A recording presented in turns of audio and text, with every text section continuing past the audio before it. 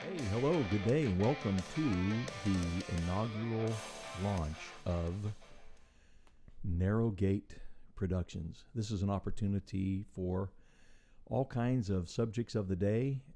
Come in on a 30,000-foot level, go down as deep as it merits. Some of the big questions of life, and it's an opportunity for me, Doug Martin, and my son, Cameron Martin, to interact, spend some time together, at the very least, get to do some father and son stuff, and that's a blessing, and that's neat. But to kind of play off of each other, our experiences, our awareness, our different gifts and talents, and allow us all to share together in an opportunity to dig a little bit deeper on some of the subjects and topics of our day, and from the perspective of Bible, faith, Scripture, and worldview that comes from that. So, Cameron? Well, we've been talking about this. We attempted to do this a year ago, and then I dropped the ball, so here we are. Yeah, we wanted to basically go through the thought process of answering questions. Me as a younger generation, my father is a more older generation, but ancient generation, but also a very well educated in theology, but also in life. Also from the life standpoint of somebody who has walked with the Lord almost the majority of their adult life, and somebody who has not walked with the Lord the majority of their adult life, but has come back to the Lord and is trying to live that out. And so the issues that come up, the questions that come up of somebody who has looked to the source for the answers, and somebody who has looked at almost every other source for the answers, and eventually came to the actual source of the answers. So here we are. We'll open up with a couple of questions and dive right in. Okay, very good. A passage of Scripture that's kind of popping around in the back of my mind, especially as we're doing this, is as you're especially talking about the difference in the generations and difference in experiences. The book of Ecclesiastes, found in the wisdom literature of the Old Testament, is one of my favorite books. It's a great book, and it's actually, he calls himself the preacher. Mm-hmm. It clearly seems to be Solomon, the son of David, and the whole idea of the book is he decided that he was going to consider everything, and this is an important phrase in there, under the sun. Right. So basically he was going to take a tact of basically exploring and looking at things as a materialist humanist. And so I'm thinking of that whole book kind of serving as a kind of a subtext for us, that we're on the quest for knowledge. We want to know how it really is. Right. And but at the same time, be willing to discuss and talk about things and how they appear if you only consider them from the perspective of material humanism, the perspective of a human being, and then say, where does that not satisfy? Where does that fail to answer the question? And you can watch Solomon go on a journey where he said, I decided I wouldn't withhold anything from myself. I was going to try everything and consider life under the sun. So he took the X factor out. Let's call it the X factor. Okay. We're not going to consider God, the unseen realm, supernatural, nothing. Only what I can taste and smell and touch and measure. 5 senses, right. 5 senses. Okay. I'm just going to deal with life as a human being and see what the end of it is. What are the parameters of it? How far left can I go? How far right can I go? How deep can I go? How high can I go? And what's the end result of that? If you honestly investigate, what do you find? Right. So I think that would be fine for that whole idea of Solomon's journey to be the it's a good preface to be the preface for what we do. So we were talking at breakfast, and we had kind of mulling around some questions and topics and things. And one of the topics I think is really kind of at the basis of everybody's thinking, whether you want to think this or not. I think it all boils down to one of the main questions I think that we kind of wrestle with, that is, are humans born good? Are we born bad? Or are we born neutral? I think that's a good starting point, a good question to ask. And my small opinion at the beginning, right, is I'm also, I am your son, so I am analytical. I do have that more of a breakdown mind. I want to get down to the bare knuckles of things, and which makes me a natural born critic and a skeptic, very, very skeptical person. I have been most of my life skeptical of authority, skeptical of people's good intentions. Been proven time and time again that unfortunately, especially growing up in the church, you would see somebody say one thing on Sunday morning and then be at their house on Saturday or, whatever, and realize that they're not really all that in a bag of chips of what they say they are. And so that was hard for me to delve into, and to process through life, and that made me a natural skeptic of people.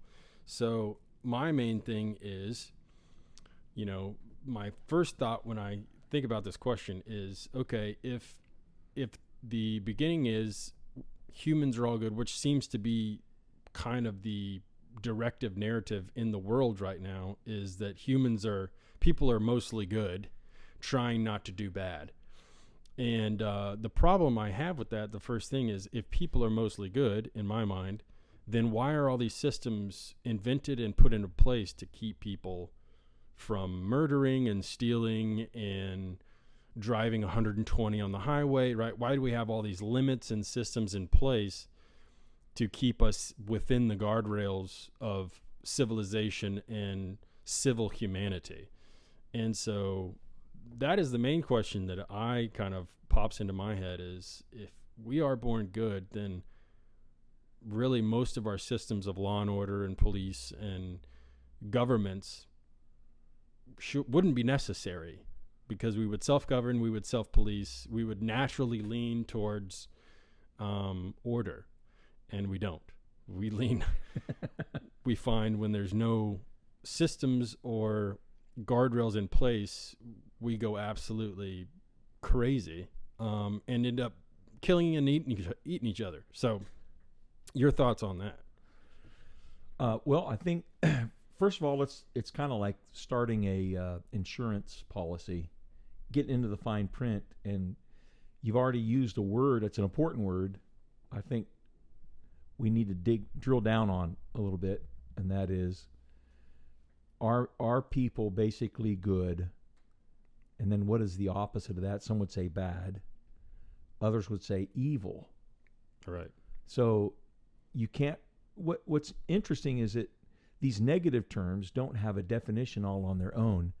They're always in contrast to something which already exists, which is this, and then this is defined in the context of that. Mm-hmm. Okay. So the idea or the question is, what is good? What does good speak of? Mm-hmm. That definition, because you're already saying, are people basically good? Or you say bad, or good or evil, mm-hmm. good and evil. I think universally people understand the duality. So we find that a lot of things fall out into a duality. Right. And that's just a philosophical world. You don't have to be within 1,000 miles of a Bible, and people see things in a dichotomy. They see things in a duality. So really the question is, can we arrive at an understanding or an agreement on what the term good means? Right. So back to you. A bottom definition of good. Yeah, bottom line definition. Well, obviously growing up in a Christian home, growing up with a father who's a pastor, going to church, also, reading and pursuing God in my childhood and growing up at different times. But also, I think just knowing and having, I guess you would say, a little bit of faith, but kind of just knowing in my soul that there is an absolute good somewhere in the world, whether people want to think that's God or, higher power, whatever they want to say. I believe that even though in the times that I wasn't pursuing God, I have always known within myself, in the core of my being, that God is the ultimate standard for what is good. And so I don't think ever in my life I've ever questioned that. My actions might contradict that in some parts of my life, but I've never really ever doubted that God is the constant and the standard for what is good. And I don't think I've ever questioned that the absence of God is the standard for evil. And you can, add Satan in there, whatever, the demonic, whatever, but I've always had a pretty fundamental understanding that God is the beginner and author of all goodness, and that the absence of God would be the beginning and the author of falling away or evil. And I feel like I've always known, even since a young child, looking at people, we all are bad. Pretty much all of us are just bad, trying to do the best we can. Of course, in the later years, I've realized that it's really hard to be good on your own strength, because your flesh and what you want to do and your own, mind, will, and emotions, the things that run you, are trained by experiences through life and thought processes and hurts and traumas and joys. And I feel like most of your life is guardrailed by more by trauma and by hurt than by the celebrations in your life. And because I feel like trauma just is sticks with us longer than celebration and joy does. And so I do feel like you almost have a proclivity to head towards the negative, just in normal everyday life. You just veer left, man. I don't know what it is, but and it's you see people who do struggle with major depression and, suicidal thoughts and go down the really dark path of self-harm or harming other people.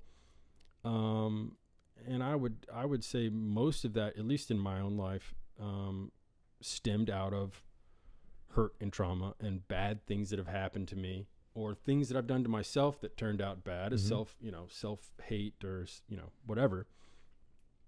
And so trying to be good out of those, trying to train yourself or how to act good when the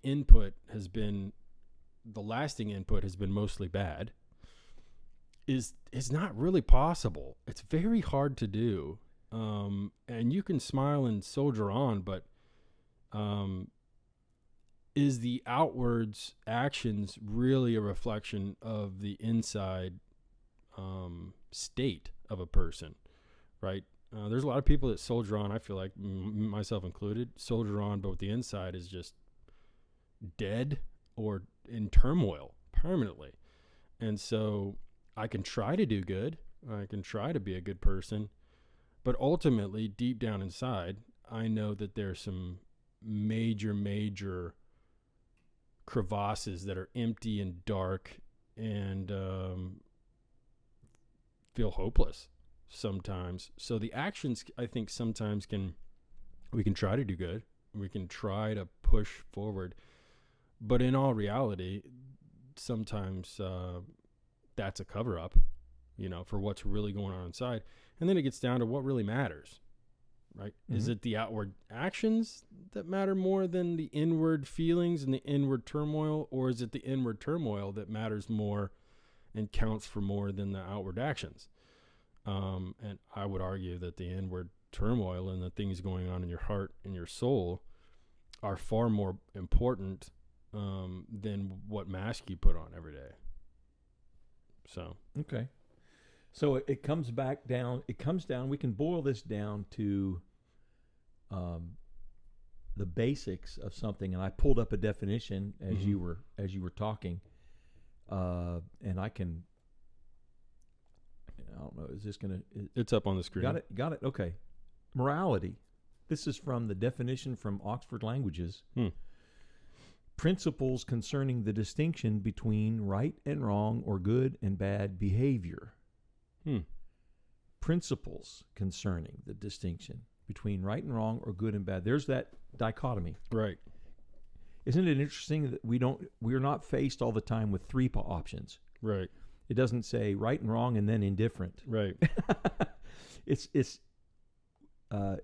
interesting that the default positions, the instinctual default positions, and here's the definitions from Oxford Languages. Right. I mean, that's not the back of a cereal box. That's well researched, and they meet in committees and they decide based upon history and language studies and everything. This is the definition that we've agreed. Right. We're going to agree on this definition. The matter boiled down to simple morality. Here's an example sentence. The matter boiled down to simple morality. Innocent prisoners ought to be freed. And, you make that, you go out on the street and say, hey, should innocent prisoners be freed? Right. You could go anywhere in the world and at least get 90% of the people to agree with you. Right. Now, if you interview the king or a despot in that country or the ruling class or whatever, they may disagree with you. Sure. Because they'll want to know what you mean by innocent. Yeah, define and innocence. Maybe even want to say that no one's innocent. Right. Because they use imprisonment as a chief means of control. But it goes on to say a particular system of values and principles of conduct, especially one held by a specified person or society.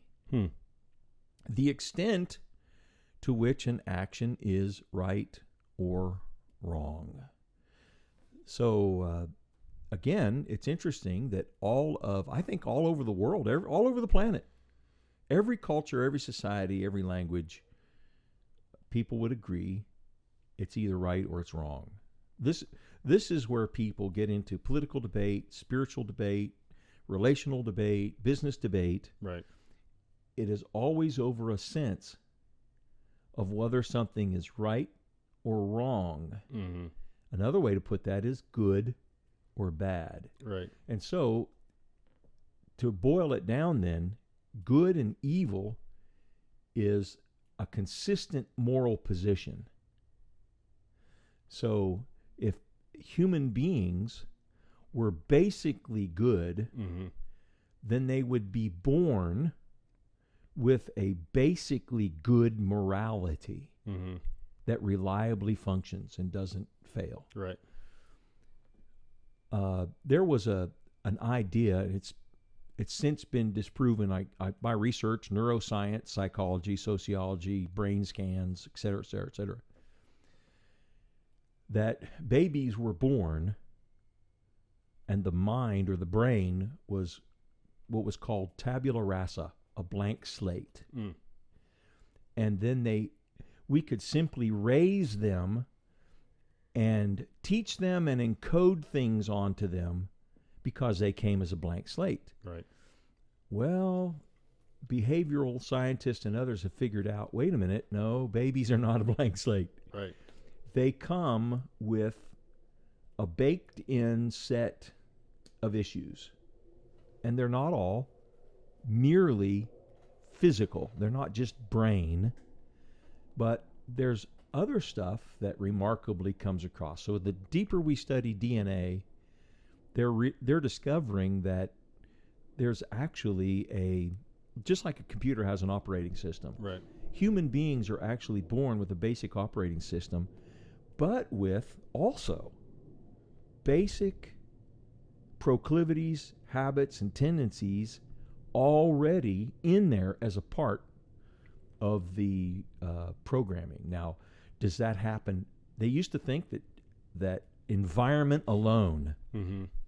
is what baked the cake, is Right. what fixed these things in babies and Right. children and human beings. But they've looked at kids who were raised in wonderful environments, highly moral, and morality with integrity, Mm-hmm. and would find with no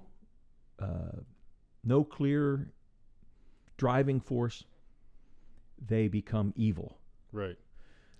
They've had people raised in evil environments, very bad environments, Sure. and a person doesn't come out as a product of that environment. They Right. come out despite their environment. So, Mm-hmm. so it comes back to this idea of good and bad, good and evil, right and wrong. Mm-hmm. And that brings us to a basic morality. Now, here's the big question I want you to reflect on and share with us. Where do we get our personal morality? Where do we start when we build our own personal morality and worldview? Every person. Well, I mean, I think it starts with parenting. I mean, I think we start, some of it is mimicking, or like before you're born from your beginning state is what you mean. Basically, where does a child set Mhm. about to negotiate life? Where does an infant, toddler, kindergartner, pre-K, or elementary school student, where did all of us, at what point do we start from as we build and develop a morality? Well, I think the ultimate starting point is being selfishness. Yeah, I think that's the ultimate starting point. We didn't have this discussion beforehand at breakfast. I just want No. we didn't lay this out. Okay, Cameron, and then you're No. going to say this, and you're saying no. This is just total off the cuff. Yeah, I mean, I think it starts with selfishness. I think most toddlers and infants, I mean, it starts out of the mother's womb. What does a baby do in the womb is it takes from its mother. It starts with obviously conception, but I think it continues on, and you can look at my wife's pregnant right now, so we're having our firstborn, another grandson. grandbaby on the way, sometime around in May, so that we're excited about that. But I think I see her, and from what I've read and heard, as far as what carrying mothers go through, the life gets sucked out of them, basically. So from the beginning, in our own created nature, before we even come out of the womb, we are taking from someone else for our own life. Yes. And I think that obviously that's not a bad thing. That's how it was designed, right? Mm-hmm. But that's how we were designed. And so,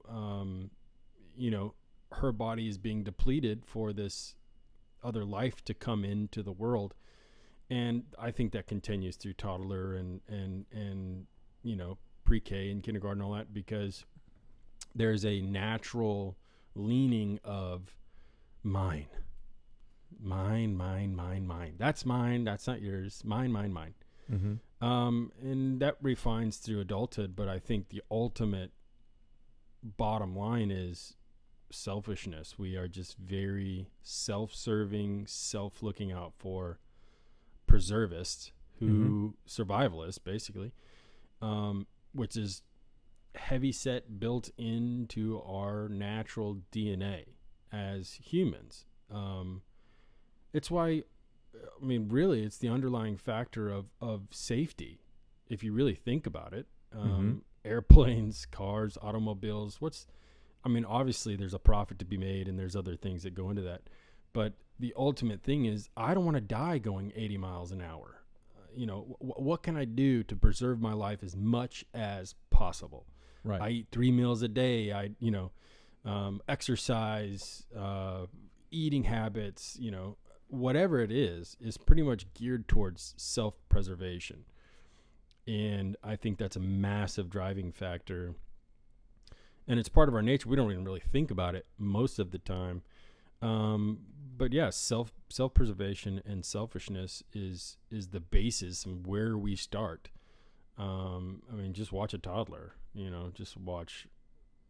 It's all about them. A mother for the first 6 weeks is just every time the baby cries, and they're, again, it's designed to be that way, but that mother is so in tune with what that newborn child needs, but they are there to take care of every single need that child has. So from birth, from coming out of that birth canal, to 6 to 8 weeks old to a year old, every single whim, concern, and want is provided for that toddler and infant. So,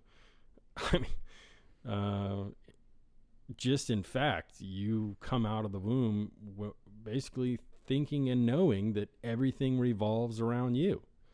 And how do you train out of that when it's so ingrained into your first living years? Right. Yeah. Something we can grab onto from Scripture is, as you're talking about that, I'm hearing the Apostle Paul say, when I was a child, I thought as a child. Right. And I spoke as a child. Mm-hmm. But when I became a man, I put away childish things. Right. And so the bottom line is, and you can even weave in some concepts of, even though whether somebody accepts or rejects, I personally reject Darwinism and macroevolution, but even a social Darwinism is the bottom line is survival of the fittest. Right. And if something survives predators or bacteria or a virus, and in its surviving, it now can pass on the code for that surviving within its genetics and insulate the next generation against that particular threat. Right. Okay. Something happens on a very small scale within the design that allows it to flex and then pass that information on for the next generation. So it's always about the one generation looking after the needs of the next generation. And children begin, I've made this statement publicly from the pulpit,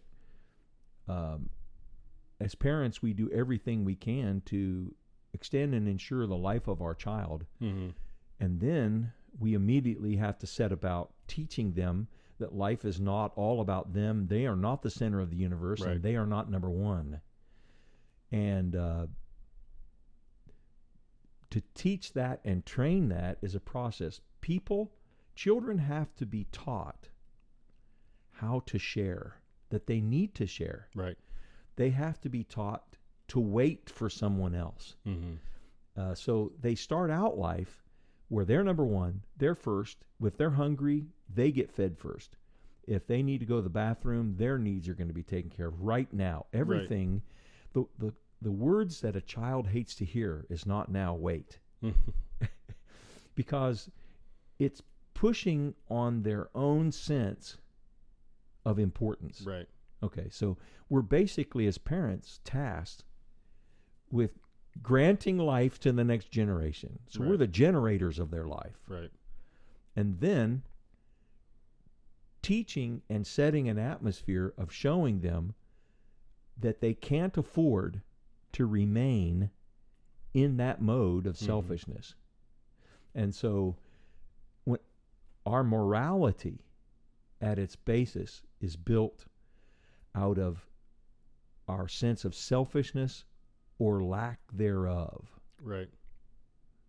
It's an issue of me first. And so, you can just think about that. Why does a thief feel entitled to steal? What are some of the excuses maybe that thieves use before they steal something? Yeah, they're not going to miss it. They have plenty of money. Insurance will cover it. Yeah, tons of excuses, right. Yeah. But the starting point Nobody's a victim. The starting point is, for some reason, I haven't gotten this. Right. These Ray-Ban glasses, that Meta headset, right, that PlayStation, that car, that $10,000. And so, in my evaluation, they think, I'm more important than that person. Right. I'm more valuable than that person. And so it always comes back to incarcerated people are the most selfish people. Oh, I've seen it. Yeah, I've seen it.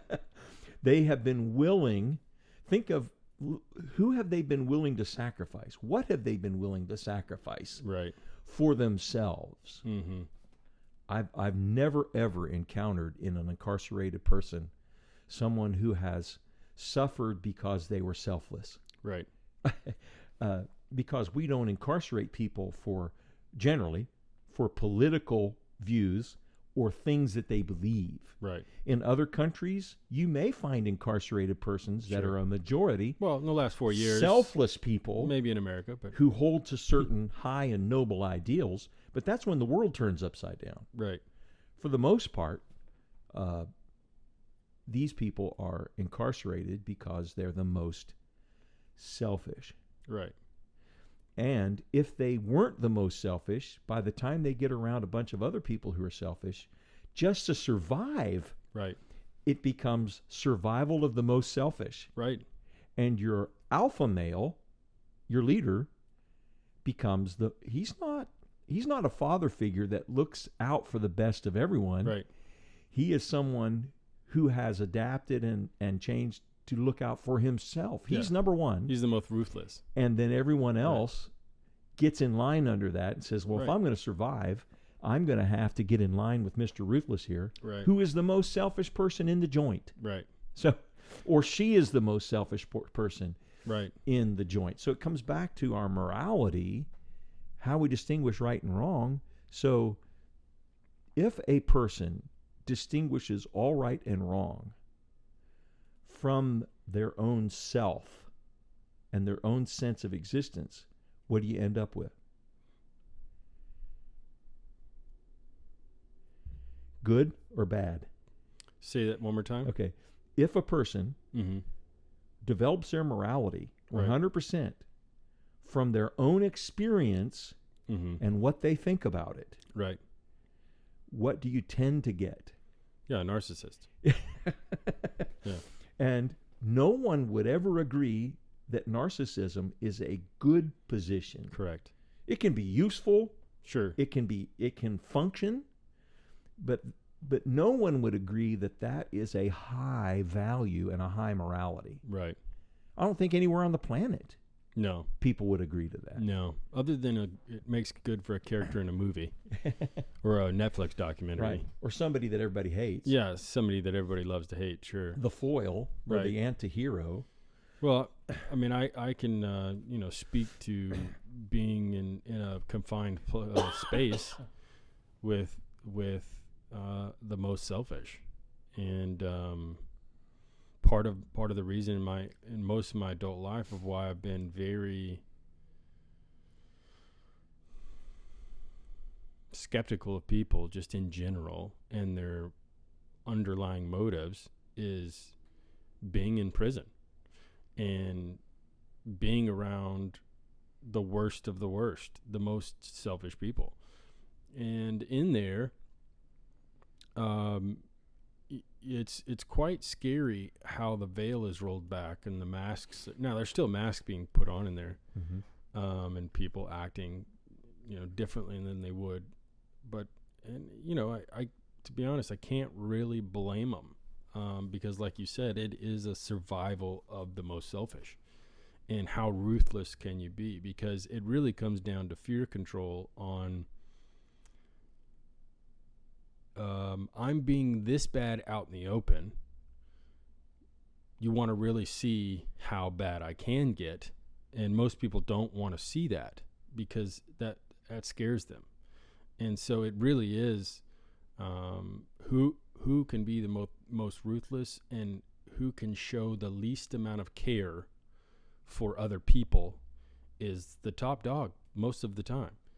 And so, I wouldn't even call it, I'm kind of rethinking the whole framework of survival of the fittest. It really isn't the survival of the fittest. It's survival of the person who can care the least about somebody else's feelings, because that allows you to operate in a more manipulative and surgical way to get what you want or get what you need in that position.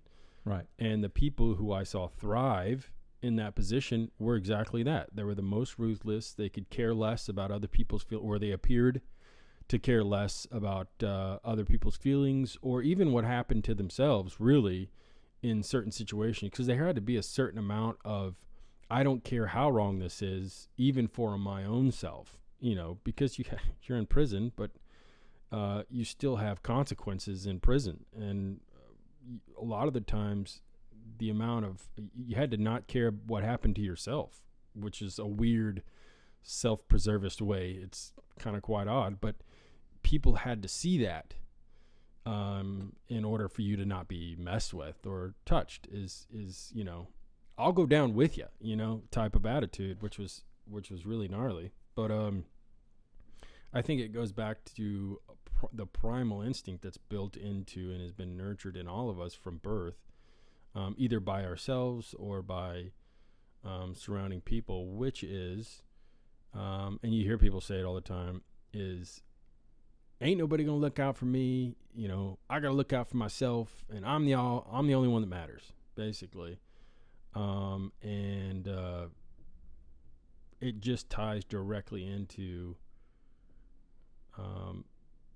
really the primal instinct of how we were born and brought into this world, is that survival of the most selfish attitude. And some people have learned to shape that in a way that benefits them for material gain or for financial gain or whatever. Me personally, I had a hard time selling vehicles. I went to work for a dealership in Dallas, and I'm not saying you have to do this to be successful in that business. I'm sure there's Christian guys who are on the up and up, and I don't know how they do it, but I'm sure there's people. I don't want to, that can have a successful car business and be honest. But man, the things that they want you to do and say and how they want you to act towards people is extremely misleading and just not, it's just not right. It is self-serving in a very, very big way. And so it was very hard for me to get on board with being a car salesman, because you have to get in a mindset of, these people are stupid. They don't know what they want, right? And I have to tell them what they want. And it was a very big pill to swallow. I just couldn't swallow it. I just would choke on it, man. And being honest and nice gets you absolutely nowhere in that business. Because the only way that, Miss Kwan, who, is over here from whatever and's been driving a whatever, nice Toyota Camry since, 2002, is not going to come and naturally just want to jump in a new Camry with a $600 a month payment when her car's been paid off and drives perfectly fine, and she's got the oil change, the maintenance done every time on time, and it's a great car. You have to push, and you have to prod, and you have to maneuver. And I mean, the bottom line is you basically have to mislead and lie to them in order to get them into this, make them think that, life's going to be better with this new car. And it was just very difficult for me to do, because I understood the basis of it, and I could see right through the motivation for it, which was, I'm going to push my agenda on you and pull you to my side so that I can make a paycheck. And that's the bottom line of it, you know? And it was very, very tough to do. And I was not very good at it. And maybe for that reason.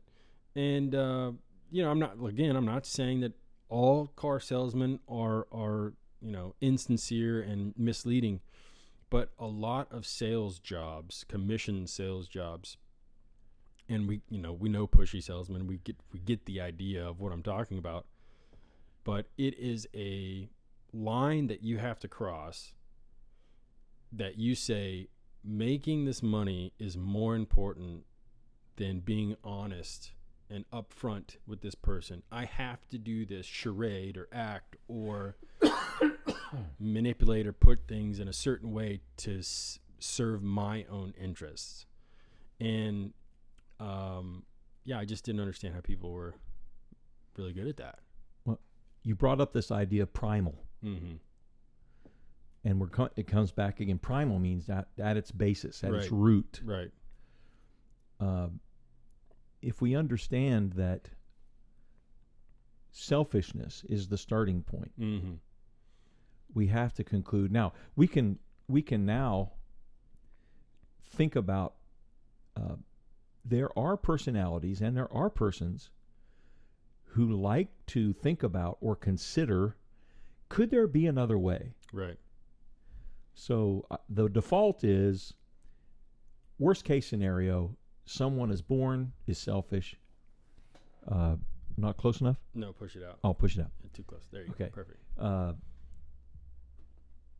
That some people that everyone is born with a certain degree of selfishness, primal self-existence and perpetuation of self. Security is really important primally. Especially when your wife wants security. Safety, security, well-being, perpetuation of life, so on and so forth.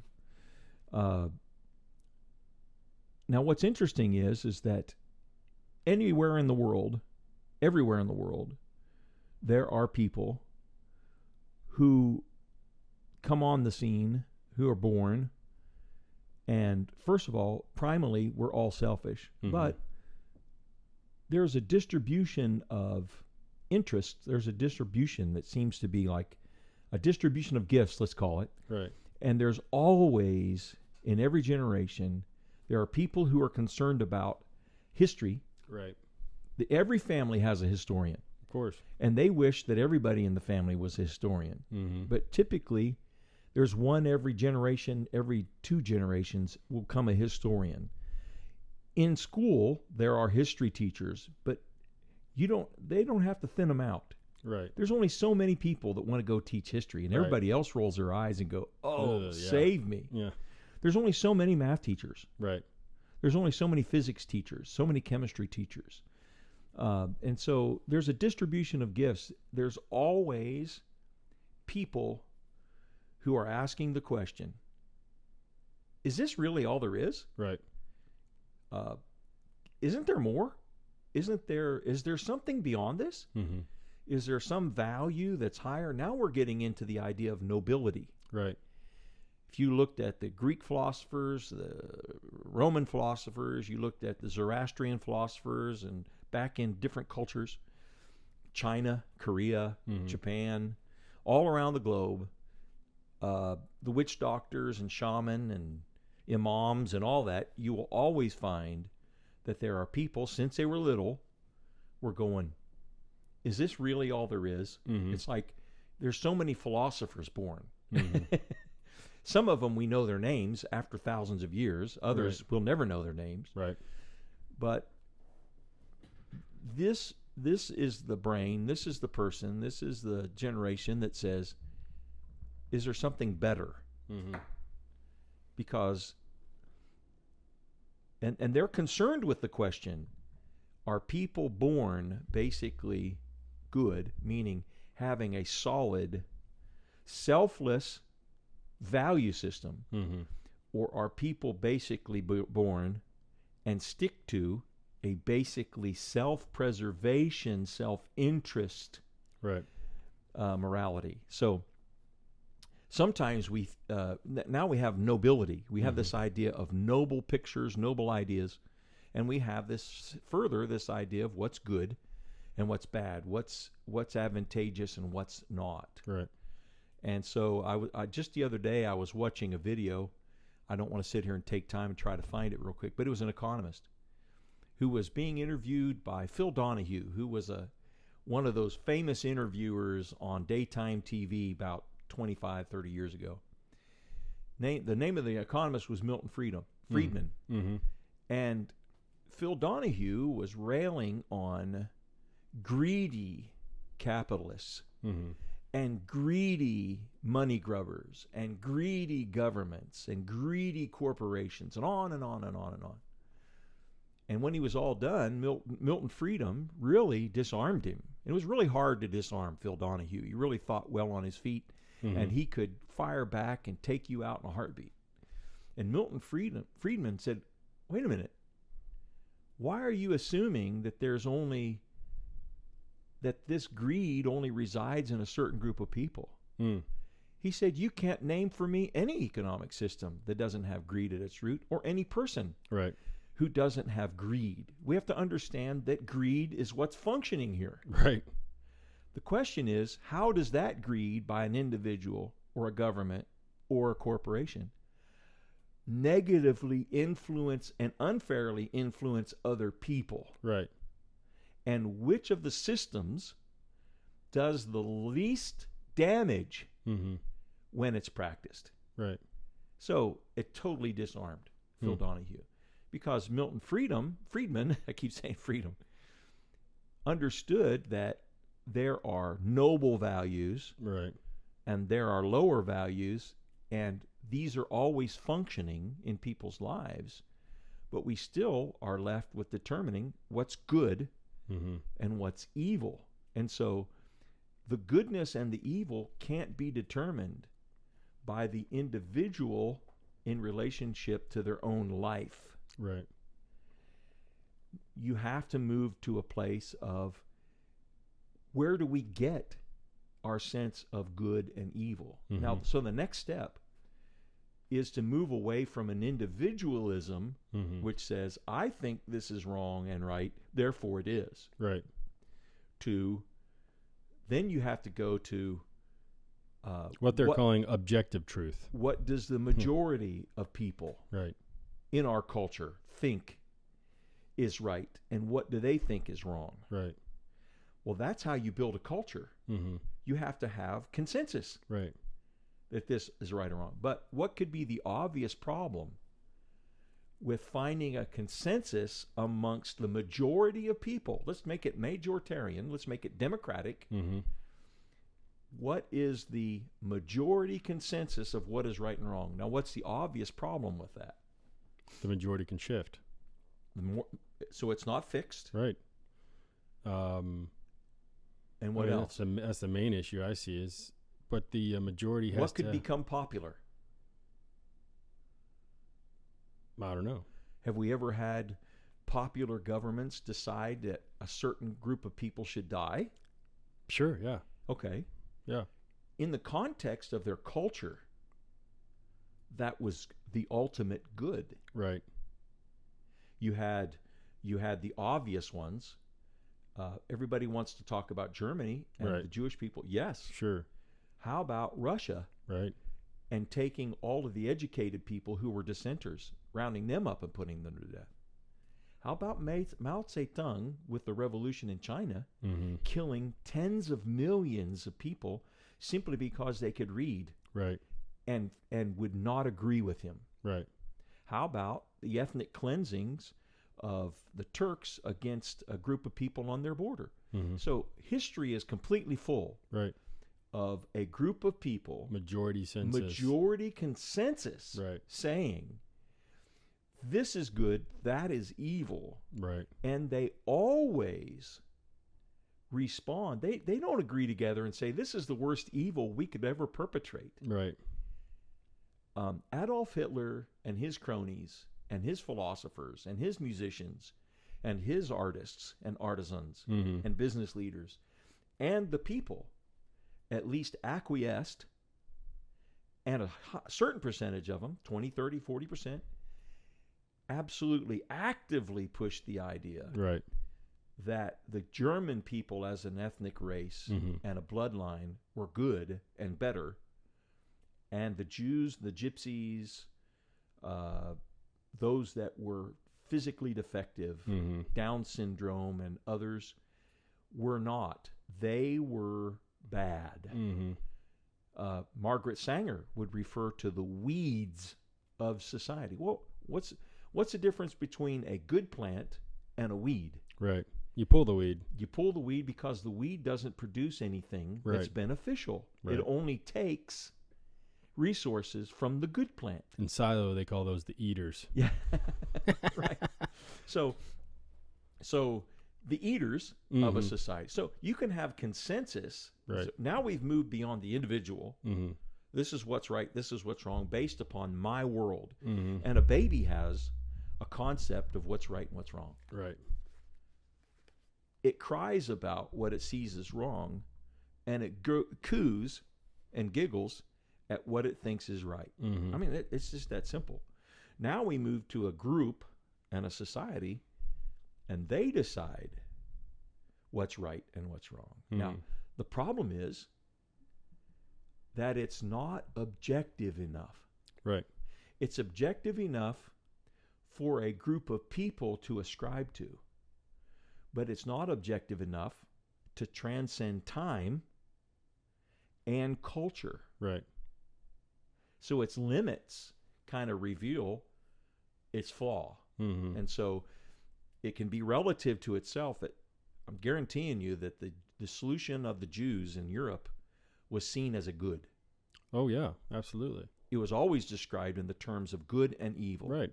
Well, if you look at the propaganda that was put out against Jewish people, depicting them with beady red eyes and long noses and tails, same thing with the Communist Party. I mean, there was things that were pushed, and those people, the people who were printing those and designing those, they had some passion behind that. That wasn't. Right. They were very passionate about Right. Exterminating the evils of the world, so they called them, which was just another group of people. So 100%, yeah, I can see that. So you have to be careful because you will see the terms of good and evil, Mm-hmm. and they switch teams. Right, From an objective view, no, that was never good. right, But from a relativistic morality, humanistic centered, mm-hmm. because again, humanistic materialism says as far as we're concerned, this is good and that's bad. Right, Okay. So we move from the individual to the group. Now that group is judged by another group. right, It's still not objective enough. mm-hmm. So now we're left with how do we determine what is objectively morally good and objectively morally evil? Mm-hmm. And if it is objectively so, then it is so in all times, Right, all cultures, in all places, right, in all locations, Mhm. amongst all ethnicities, right, amongst all people, no matter where they are in time or history. mm-hmm. And when you get there, now you have a true objective Mm-hmm. morality Right, of what is good and what is evil. So who gets to determine that? right, How is that determined? right. Well, there's no. I don't think there's any human or philosopher or government or empire or leader that has successfully defined what's good and evil by their own means. They thought they did, but that was always with cultural reference and massive bias. So, I think the secular point of view crumbles with absolute no basis for any kind of answer that can be viewed as logical or facts or facts based, other than, and this is just my personal belief, other than the biblical definitions and what God laid for before Moses in first order of the Ten Commandments, obviously. But I think that there is my question is always, why do we argue about what is good and evil, right? If we're born good or born evil or neutral or whatever, why is there an argument about it? And why is that argument really almost at the basis of every major point of turmoil in the world? So if this is a defined thing, is there a difference in understanding from the point of view of timelines? As we talked about, it's got to be true through all ages, through all cultures, through all of humanity. In every situation. And I mean, obviously us as people who are Christians, who believe the Bible is God's word, it's infallible, and we derive our standard from that. Why is there such an argument in the secular world? If you have no basis in standard, how can you argue for a standard and a basis from nothing, is what I don't understand. And why is there so much of now obviously us as humans, we're designed to question and seek, and ultimately we're created to seek and find, and to our ultimate design purpose is to worship God and be in communion with God. But on a secular, now that's coming from a biblical Christian point of view. Right. Like I pointed out, we have a Christian biblical point of view. But my question comes from the rest of the world and seeing how the rest of the world operates and how the world operates right now, especially as far as like tribalism, taking the whole movement of the, let's just say, LGBTQ plus, or right, whatever that is. And their argument is always, well, God, designed me this way. Right. So you're stating a fact of you were born objectively truthful in your ways, right? There is no option or no alternative. Especially if God did it. Because he doesn't make mistakes. So if you're claiming that this is true objectively and you have the right to live that way, right? What is your definition of evil? How do you get your definition of evil? Obviously I see things in a very black and white way most of the time, and sometimes that's harmful and sometimes that's necessary. But in that specific instance, there is this massive debate on the origins of truth and fiction, and the origins and the basis and the foundation of good and evil. Obviously the scripture that talks about in the end they will call evil good and good evil. Men will forsake normal relations, women will forsake normal relations, and you have this question and this battle really in the streets.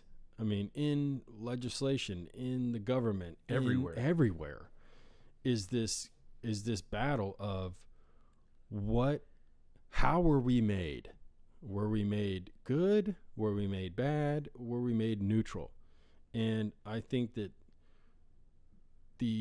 because there's such a massive argument and a massive fight right now on the world stage between people who are not Christians, and what I hear is the struggle and the battle within themselves to justify what they're doing, right? We all do it. No matter what walk of life, you're always trying to justify your own actions, right? But I think that there's a point in time where deep down inside, there's something that's ticking on the inside that tells you, yeah, you're off base here, or yes, this is wrong. You shouldn't do that.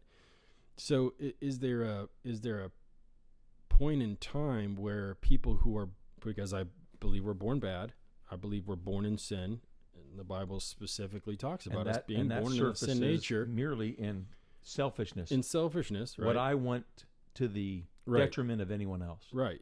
Worst case scenario. So I think because we're born like that, right, there is a redemption process that was paid for. One man brought sin in, one man took sin out. And so I think that there is a process in which people are trying to justify not needing redemption and not needing to be changed. And I think that it's getting more and more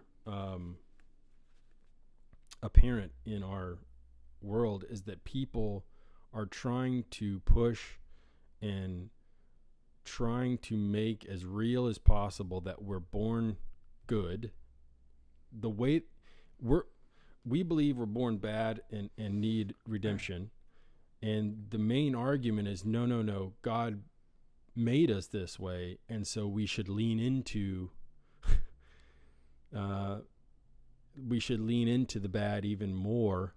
What we view as bad, maybe they may not view it as bad, but there's this weird thing where we kind of believe the same thing, as far as we believe that we're born bad, need redemption to be good. They believe that God made him that way, so there's no problem with being bad. And we should, or there is no bad, and we should celebrate the way that we were born, which it kind of comes to the conclusion that we were born not good. It's like we're getting to the same ending point here. But who's supposed to celebrate that, and what does that look like? Right. So what are their expectations of celebration? Well, I think that part of them demand celebration because that's part of signing on and agreeing with and validating my heinous behavior. But what does celebration look like? When will they be satisfied that they're actually being celebrated? Never. Anybody that's being selfless. Oh, selfless? Let's just take selflessness as the general idea. Mm-hmm. A selfish person. Mm-hmm. When do they feel fully vindicated in their selfishness? And I don't know what that makes them happy. I don't know if there's absolute vindication, but I think the partly vindicating part is people signing on to their foul behavior and that mob mentality of willingly endorse it and emulate it. Okay. You're not happy. Right. Until you're not. Tolerance isn't enough. Of course.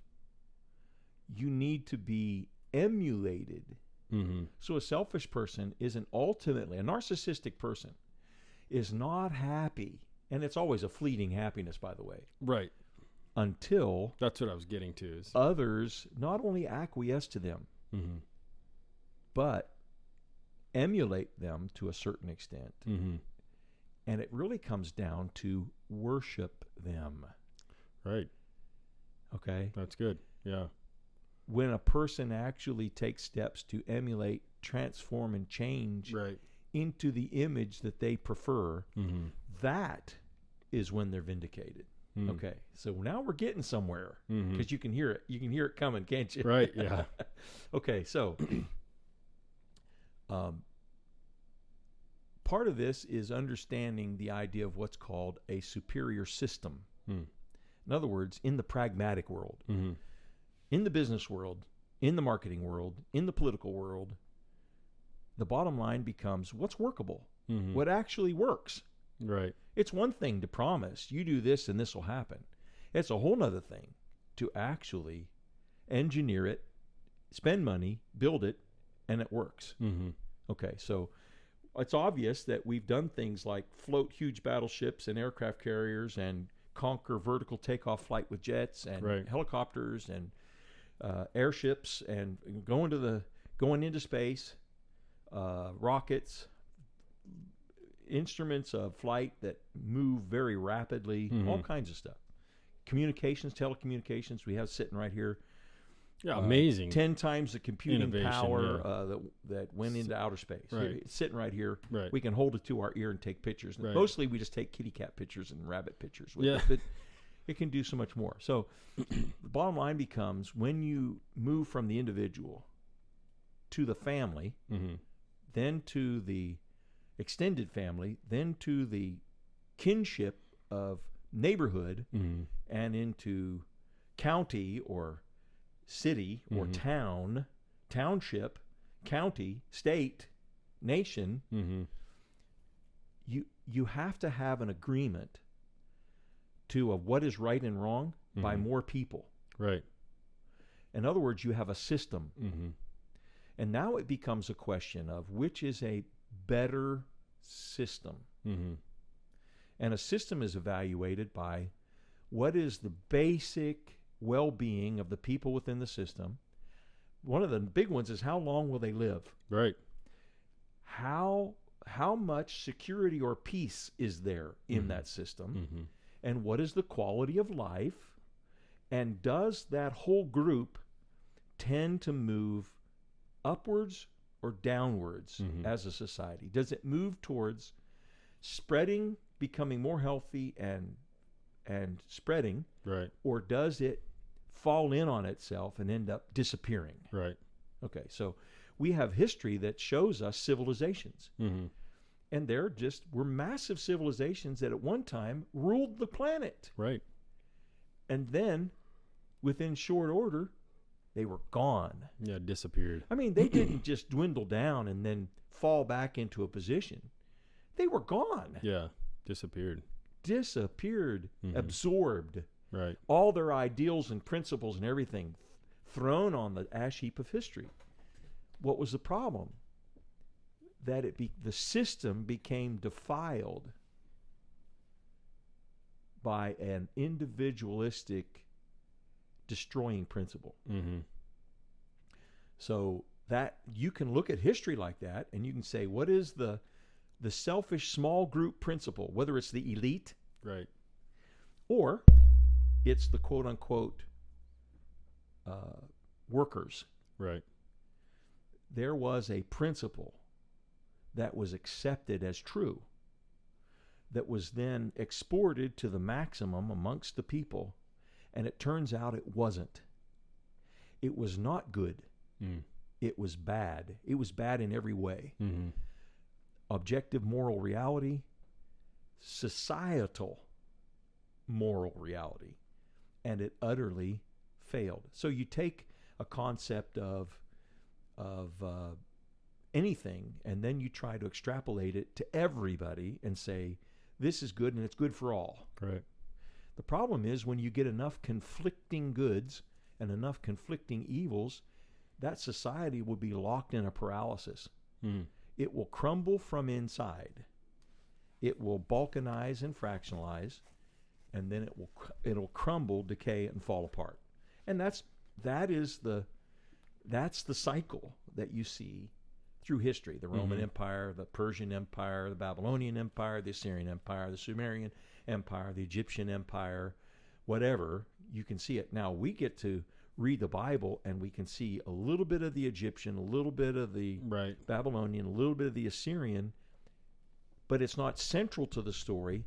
It's the story of the building of a nation and its decline and fall and exile. And what do we see is the main part of the story? They departed from an agreement from the original of that which is good and that which is evil, and turned it upside down, and they made good evil and evil good. And as a result, it cost them their culture, their society, their identity, their land, everything. And we get to see that in a microcosm in the people of Israel. And they're set out as a peculiar people. They're unusual, not as an ethnicity, but as where do they get their values? It comes from external. That's the whole claim of Scripture. So,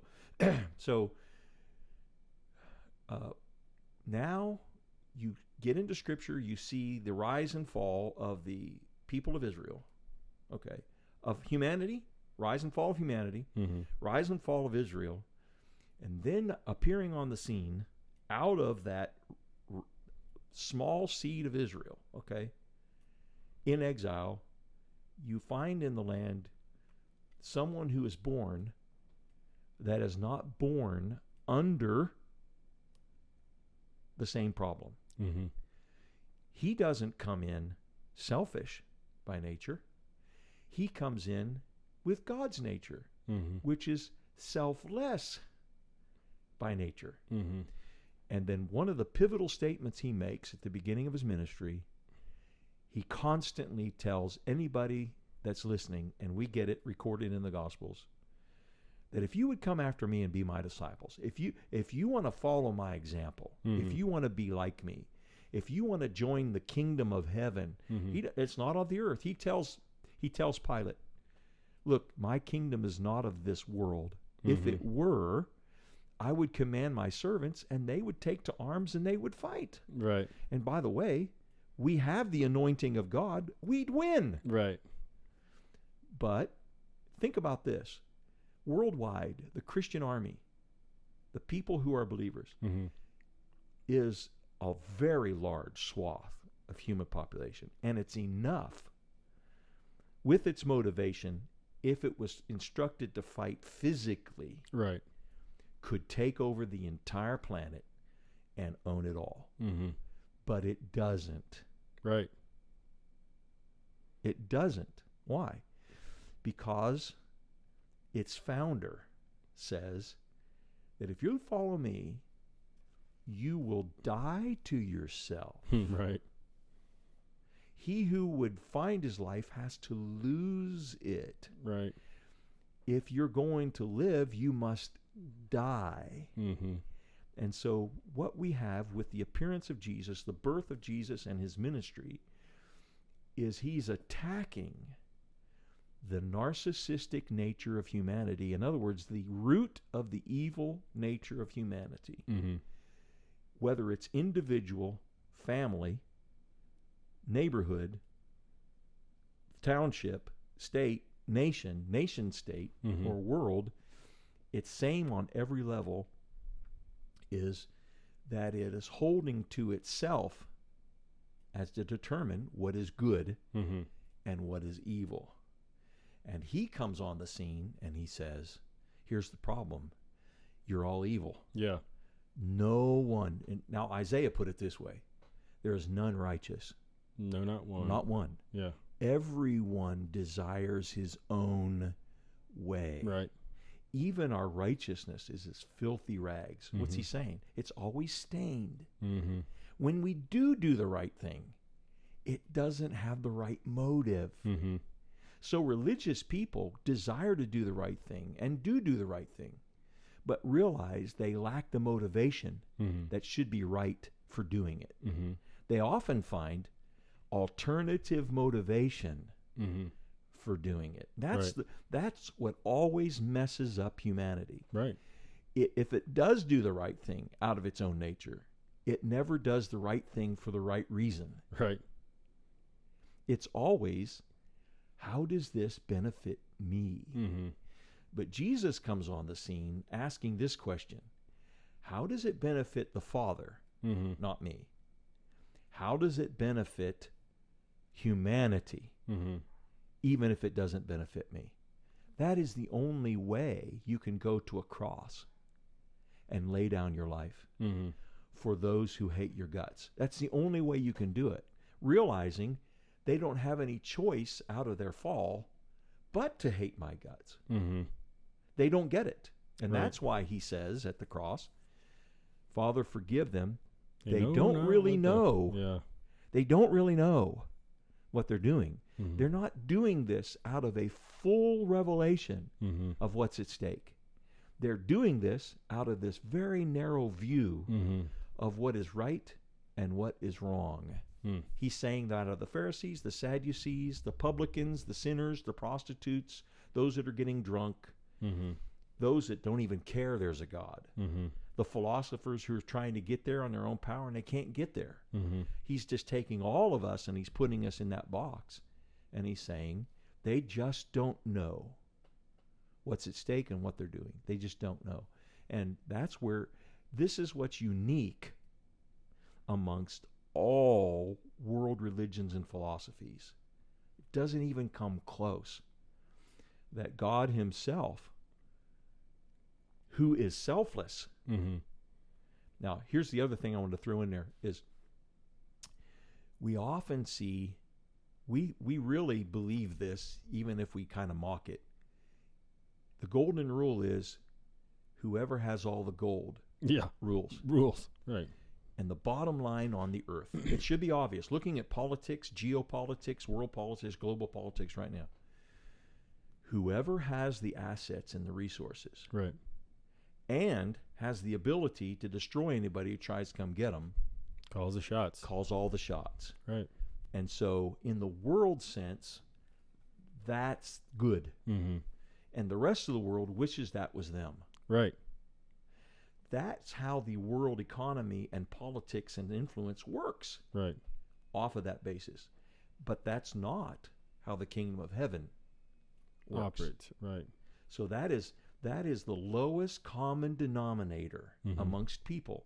So sales and politics and all of these global systems and earthly systems tend to operate off of the least common denominator. And those are fear, security, selfishness, self-actualization, feeling good about myself. Right. If you can tickle those things, you will receive an audience. Right. You'll get a marketplace and people will respond to it. But the kingdom of heaven's not built on that. It's built on not what's in it for me, but what's in it for God. Right. God doesn't even look after his own interests, but he surrenders his own interests, so to speak, on behalf of us. Jesus laid down his own self-interest and made the ultimate sacrifice. That is the only example that we have on the earth ever of something that could possibly be outside of our own materialistic human experience and sense of what's right and what's wrong. So the other, we were talking about, good and evil, right? Morality.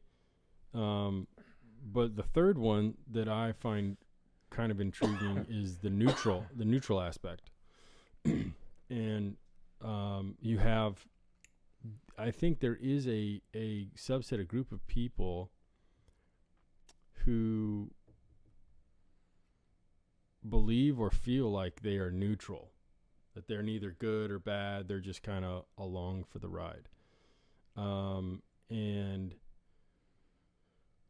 I mean, I have met a couple people that are like that. They're just indifferent. They're just, I don't know if I believe in God. I don't know if I believe in hell or whatever, but I try to do the right thing. I'm a good person, right?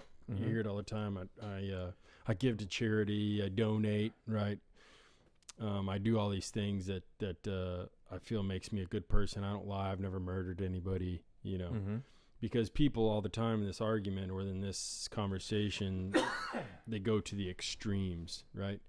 I mean, we just went to the extreme talking about Jesus being the ultimate good, the ultimate selfless one, and talked about cultures being, ultimately leaning towards selfishness.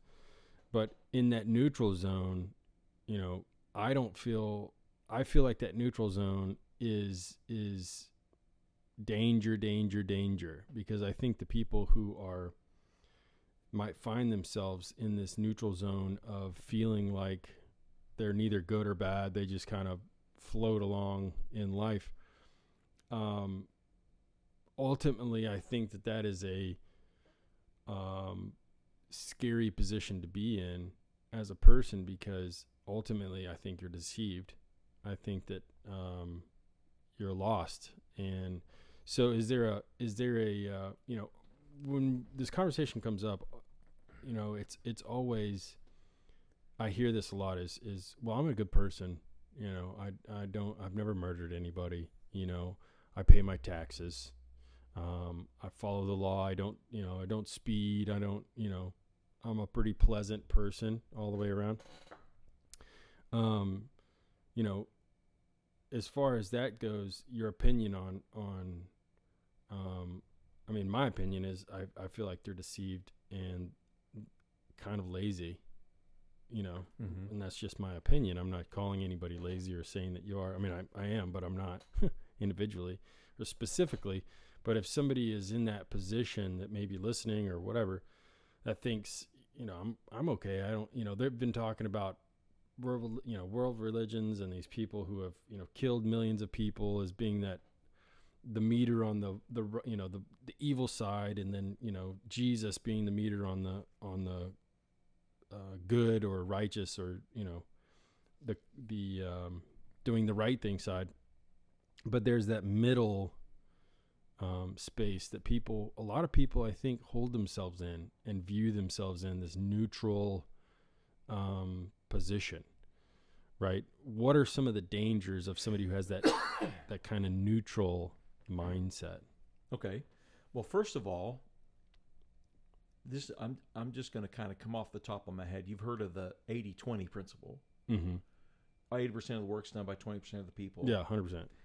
I'm going to be generous here and say that on any issue, about 10% of the people are really committed to one side. Mm-hmm, mm-hmm. Everything's typically bipolar. Right.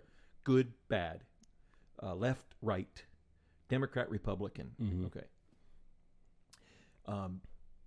You have people who feel strongly. Real quick. Yeah. So you said something, I just want to ask you a quick question. So do you think that's why third-party political entities can't really break into the mainstream, is people are just, their minds are bipolar? It's either good or bad, right or left. Is that why we don't have a lot of third options in things? I think it's a lot of it's the human default. Right. That's what I mean. It's left, right. Kind of comes in our up, programming down, as well. In, out. Right. Right, wrong, black, right. White. And here's why. But there's a reason. Let's say between 5 and 10% are clumped on one side of the issue, and they really feel strong about it. Mm-hmm. Then you have a 10%, 5 to 10% on the other side of any issue who really feel strong about it. Mm-hmm. Well, at any time, that's only a maximum involvement of 20% of the people. So right. if you take a voting group of 100 million people, mm-hmm. 10 million are strongly for it, 10 million are strongly against it, and there's 80 million people that are ambivalent. Right. Ambivalence means I could vote either way. Right. You haven't convinced me. I really don't see what the issue is. It's almost kind of how I feel that day. Yeah. Yeah. Yeah. Yeah. And so on anything, mm-hmm. take sports team and take everybody that says they like that sports team. Only 5 to 10% of it know the stats, know who's playing. Right. But you have this huge group of 80 to 85% at any given time who will wear the gear. Right. But if you ask them, so what's their record right now? Who's your favorite player? What do you think about the next 3 weeks? Are they going to make the playoffs? They can't tell you anything. Right. And they're in the middle of fandom. Right. Okay? So you're going to have people who feel strongly either way, 5 to 10%. You're going to have this huge in-between thing. So now we get to see that, and this is this is another reason why Scripture and history from Scripture rings so true. Right. There are so many histories that we've uncovered from the ash heap of history that you can immediately tell are not realistic, because the leader of the people is always having battles in which they utterly vanquish everybody and suffer no defeats. Right. You know you're on to a real history when you begin to see the warts of the leaders, and you see where they blew it, and you see where they failed, and you see where they had successes. Some people say that history is written by the winners. So there is a certain amount of propaganda that always comes in to the writing of history, because it slants it to the side of the winners. Right. Okay, now that's actually an objective view. Same thing with paintings of old world leaders and things. Right. So they would hide their warts. They would change. They would edit. Perspective it's of what like it is. people taking selfies now. Right. Of course. What sells? Hey, I have the ability to change my picture and look like a movie star. Right. It's so filters, grotesquely unfair. Right. It's just totally grotesquely unfair. And so this is a human tendency. So I think the human tendency is we want to be secure. Number one. Two, other than the 5 to 10% on either side, we don't want to stand up and talk about what we really think. Yeah. And here's why. Because if that 10% over there wins, we don't want them to be mad at us. Right. And if that 10% over there wins, we want to be able to tell them we were on your side the whole time. Right. Right. And it's basically the human desire to not stand out, to not stand up, and not to champion something, because you could potentially lose. Right. And the degree to which you champion it is precisely the degree to which you can choose. And so there is this vast swath of humanity. This was true historically in the people of Israel. They were not fully devoted to Yahweh as God. They had just left Egypt, and some of them, frankly, were practicing Egyptian religion, but they didn't have their priests, and they didn't have their temples. And here they are out in the wilderness between two spots. And Joshua has to stand up and say, choose this day. You must choose. And he's talking to all the household leaders.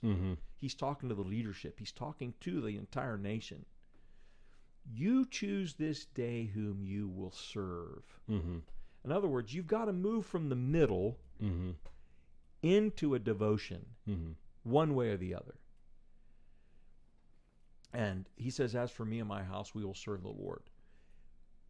End of the Bible. Jesus, the head of the church, is speaking to 7 churches, which are prototypical, I believe, of 7 types of churches that are on the earth today. Right. Some would say they're only historical epics. I believe they are epics. Churches become an ascendancy in the world. Right. But I think that anywhere on the planet you have these 7 churches. And he speaks to the Laodicean church, and he says, you are neither hot nor cold. You are lukewarm. I'm going to spew you out of my mouth. In other words, they're saying, culturally and ethically, we don't want to take a strong position. Right. Because we run the risk of falling afoul of this 10% over here that are fanatics on either side. And we don't want to do that. Fence riding. So we're going to ride the fence, and we're going to hang out in the middle. That is that is a feature, not a bug. On any situation, a super majority of people are followers. They are not leaders. Right. Otherwise, too many cooks in the kitchen spoil the broth, they say. Right. We can't function if everybody's a leader. Right. Neither can we function if people won't follow, or they follow the wrong thing. Right. So I think that is a paralysis that's always possible. That simply by people not choosing and going and doing, they think they're making a choice, which is the third way. Right. But they are always making a choice which supports the decline. Right. They're never making the choice. that actually supports the advance. Mm-hmm.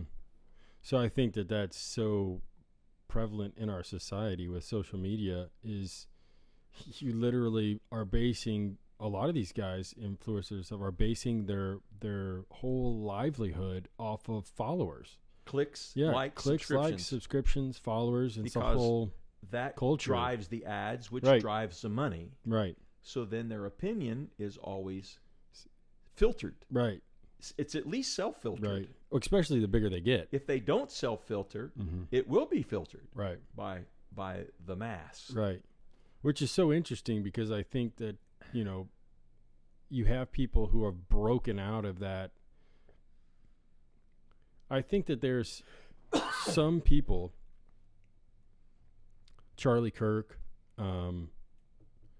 you know, people who have, I mean, Charlie Kirk, in he filters himself somewhat, but I think that there is a remnant of these people who have been put through the ringer as far as in legacy media, who have broken the mold and going out on their own and saying, you know, screw it, I'm going to say whatever I think and let the chips fall where they may. Exactly. And I think that they've gotten so tired of the weight that's been put on their back by being in the middle and not wanting to, because I think there's freedom on either side per se. Now, you know, whether that's there's freedom and acceptance on either side. On either side. So I think that I think that there's starting to be a shift in people not being as, I mean, obviously I think it's still going to apply and it's just going to shift in whatever people follow next. But I think that there is a group of people who are fed up with being on the fence, that are in, you know, the limelight, who have got pretty massive platforms that have been, you know, sick of just riding in the middle and having that, you know, bumpers on each side, and you know, they've exploded, I think, on their own, which I like you said, there's acceptance on both sides. Right. And so on the morality issue, I think that there's a loosening of what morality means and what is accepted and not accepted. And I think, you know, 10 years ago, some of the things that we are saying is okay and that, you know, that we'll accept in normal, average, everyday life is just not the same. It's just the meter is moved. Mm-hmm. And so I think that there is not only a mandate, but I think that there is a conversation to be had about, you know, as Christians, as people who, you know, us who want to dive into the deeper things and really get down to the bottom of things, you know, our love for people, and our approach to people, I think, has to change, as far as not accepting or advocating for what they're doing, right? Because there's a difference between, okay, I have this view of what good and evil is. I have this view of what, you know, good and bad is. And we have a mandate to speak to the other side and people who do not think like us.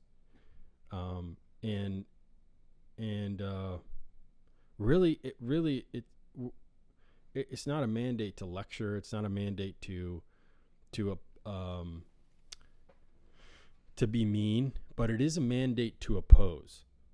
And I think in that opposition, not only through words, but also in action, and showing these people the other, you know, differing opinions from us, love, but also there's a mandate for us to become to show them love, but also show them how our viewpoint is lived out. And I think that there is a group of people right now who have taken on the Christian mandate, who aren't necessarily Bible-believing Christians, they're moralists. And I think that right now, morality and that morality movement is way louder than Christians are. And I think that that's scary. Yeah. Because if morality is obviously, it's one of the basis and foundations of Christianity is morality, and it's obviously where morality was derived from. But if morality is being louder than Christians are, especially in our attempts to love people and show them love and direct them towards the gospel and towards Jesus, then what are we doing? What are Christians doing as far as, and I see people on the side of the corner, with megaphones, and they're yelling at people and all that, and you just cringe. You're like, and I'm not saying that doesn't reach some people, because it probably could, and I'm not saying that God hasn't called those people to be out on the street corner with a megaphone and, telling people they're sinners and they need to come to Christ. But I feel like that, I don't see anywhere in the Bible where Jesus stood on the corners and yelled at people and called them sinners and said, you're going to hell if you don't, believe what I'm saying to you. There was a action that was followed up by instruction, right? And so I think right now there's a morality movement, which is discussions and people, having a discussion and arguments or debates or whatever on what is right and wrong. But there's never a deeper dive into the foundation and where morality comes from. It's just, well, we can agree that this is wrong, right? We agree that murder is wrong, right? Okay, so if we can agree murder is wrong, and then they go on with this, analogy of, well, if we agree murder is wrong, then this is wrong, and right, how can you agree that this is right? Blah, blah, blah. Right. But there's never a reference to what the foundations of morality come from and what they are. And so, I think that's... And it never difference. gets at the root of Right. the problem. Correct. You're dealing with the circumstances and the It's rearranging symptoms. the chairs on the deck of the Right. Titanic. Correct. So on the one hand, we're glad to see, and again, you can look biblically, you can look in the history of Israel, and you can see there's generations that come along and say, this isn't working. Right. This is not a good system. Mm-hmm. When did the system work? Well, the system worked 2 generations ago. Well, what were they doing 2 generations ago? Right. Let's go back and talk to Grandpa and Grandma and find out what their worldview was. Right. Or how they did things. And, well, here's what you need to do. You need to get rid of the Canaanitish idols. Mm-hmm. Well, they would, but then there was other things they didn't get rid of. Right. So the way that it's stated, the biggest statement about this in Scripture is Paul says that the law, the Decalogue, the 10 Commandments, the appearance on the Mount Sinai, the handwriting of God on tablets, the tabernacle, the cloud, the flames, all of that. He said, this law was not given to you to make you righteous. Mm-hmm. This law was given to you, and I'm paraphrasing heavily in the New Testament, Romans and Hebrews. This was given as a schoolmaster to bring you to Jesus. Mm-hmm. This was designed to take you into court and build a case against you and convict you as a mirror, right? That you are not righteous. Mm-hmm. There's a foundational, functional problem with you, and it's called good versus evil, and you are basically self-seeking evil. You are not. Others and God seeking good. Right. This is not what comes out of your basic programming and your situation in life. Mm-hmm. You're broken. Now, normally that would be a very depressing message. But Jesus has come and died under that regulation. Mm-hmm. And died in your place because you couldn't keep it. And then that law was taken out of the way, leaving you the example of Jesus and walking in relationship with him. Mm-hmm. Now, Judaism is fighting for its life to hang on Right. to the old covenant. Mm-hmm. If we're not careful, Christianity is trying to sell itself as relevant, rational, pragmatic, and philosophically honorable, Mm-hmm. and in so doing robs itself of its supernatural aspect, Mm-hmm. and is afraid to confront the basic problem, and that is self-worship. Mm-hmm. Lucifer's problem is our problem. Right. We want people to fall at our feet Right. and cry out, "Thou art the one. Mm-hmm. You're the one. You're the man. And we're going to emulate you, and we're going to follow you, and we're going to change our behavior Right. in the light of who you are." Right. That's what narcissism is looking for. Sure. It's looking to be celebrated. Mm-hmm. But instead, we forsake all of that, and we celebrate a cross, Mm-hmm. which is the most horrendous symbol Right. for humanity, because it's at the cross that Christ died for our sin. It's at the cross where we agree that he died in our place, and our sin is not just a problem. Mm-hmm. It's a feature, not a bug, Right. and it deserves permanent separation from God, who is good. Mm-hmm. But that's been cured. And again, the gospel is the only story Mm-hmm. in the world Right. that features an answer for the narcissism and the self-centeredness, and can bring about an actual genuine good that has been proven on the earth, in every culture, every location, amongst both sexes, and amongst every language on the earth, that it works as a superior system Mm-hmm. to maximize contentedness, a true peace, Mm-hmm. and a flourishing of the human soul is maximized under the influence of the gospel. And then the big picture is the argument that Western civilization, namely Europe and then America, Mm-hmm. are the tangible, physical proofs Right. that it's a superior system. Mm-hmm. So the proof is in the pudding, basically. The proof is in the pudding. Or in the English pudding. It's all about competition of the superior system. Right. What works best? Mm-hmm. And engineers and scientists and others know that if they stop that pursuit and it becomes perpetuating a plant or worshiping a certain developer, Right. and he's wrong, that it will destroy the effectiveness or the product. It will result in tragedy, not only the loss of finances, but the loss of lives, Right. because they put something as a higher premium Mm-hmm. than what's true, Mm-hmm. what always works, Right. what works under every condition. Mm-hmm.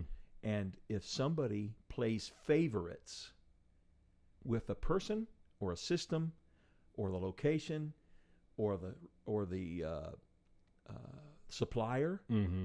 and they allow defective people, defective components, defective processes, then it becomes a huge domino collapse Right. of an entire system. Again, entire societies have provably, historically, completely imploded and collapsed under their own weight, because it was really a quest for a system Mm-hmm. that they claimed they had a superior system, Right. but the system was overwhelmed, Mm-hmm. and everybody paid the price, Right. and their identity paid the price. So on the level with an individual as well as a group, it's really about what is the provable, proven system that's superior. All conquests, questions, and conflicts Mm-hmm. can be boiled down to that Right. on the individual and the group level. Right. But it seems that you're left with, there has to be something that comes in from the outside objectively Mm-hmm. and says, this is actually the ideal. Mm-hmm. Now, the Greeks actually articulated some of that in their philosophy. Mm-hmm. They weren't, they worshipped, everything was a god. Right. Right. There were gods and demigods, and they Yeah. were everywhere. Yeah. But they were saying, there's got to be something we've been told, or there has to be this ideal, this noble, high ideal Mm-hmm. of real reality that we can get to. Now, they were right in that, but their way of getting to it, their system, Right. was flawed. Mm-hmm. Judaism segueing into Christianity is an ideal and a system Mm-hmm. that is not. It is limited, however, by the persistence of evil or the development of good in the person. Mm-hmm. That's what makes or breaks that. Well, I think we covered it pretty thoroughly. I think so. I don't know how long we've gone for here, but almost 2 hours. Yeah. But this is our first episode. Obviously, we're going to have more episodes coming out, and clean it up a little bit. Some nice logos, some aesthetics and things like that that are more appealing to the eye. But we wanted to get the first episode out because starting is halfway there, right? It's 90% of the battle. 90% of the battle is getting started. So we just wanted to hop in here, get started, get everything situated. And, if you guys have any questions, I guess, we'll form an email. That way you guys can send some questions in if you want to have maybe some topics brought up or anything. We'll do some research and then talk about those topics. We have plans to have guests. I don't know who those guests will be yet, but we have some connections. Oh, I have some ideas. Yeah. Dad has some ideas. We have some connections to some really interesting people. And so we'll be able to provide you with some really interesting content, some really interesting people. And we're excited about this. This is something that we both kind of had a heart for, we wanted to do. But like I said, I dropped the ball. So my fault. I'll take the blame on that. But they wouldn't even know unless you said something. It's okay. I'll let it out. I'll I air wasn't it out. going to say anything. That's okay. I'll air it out. It was my fault. But we'll see you guys in the next episode, which will probably be next week, right? We'll just do an episode a week. I think that's our goal. We're committed to spending just a couple hours and just freewheel it and see what happens. We'll prepare as best we can, pray about it, right, and always be looking for go a little bit deeper, but to check and see from the 30,000 foot view so that people can connect in. So. Yeah, awesome. Well, thank you guys for joining us, and we will see you next time.